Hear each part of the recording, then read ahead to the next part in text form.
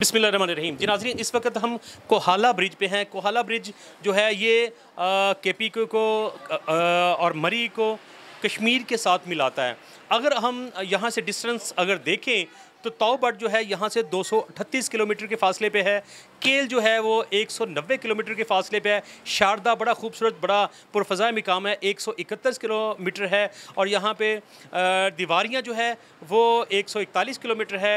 केरन sector जो है जो बिल्कुल उसके सामने इंडिया का बॉर्डर लगता है, तो वो उसको देखा जाए तो वो 128 किलोमीटर है।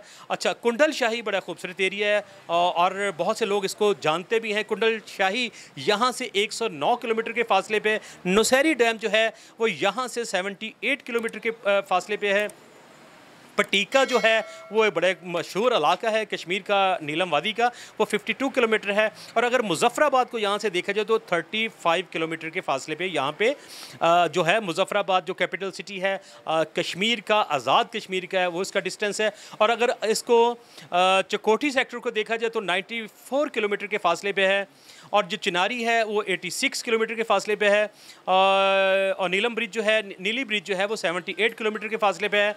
और अगर हटिया को देखा जाए वो 74 किलोमीटर के फासले पे है। और 93 किलोमीटर चक्कर बनता है और 59 गड़ी दुपट्टा का इसका यहाँ से फासला है। आपने कश्मीर में किसी तरफ भी जाना है तो आपको कोहाला ब्रिज से होते हुए ही आपको गुजरना पड़ेगा। और यह बहुत ही खूबसूरत पुरफ़िज़ा मुकाम है।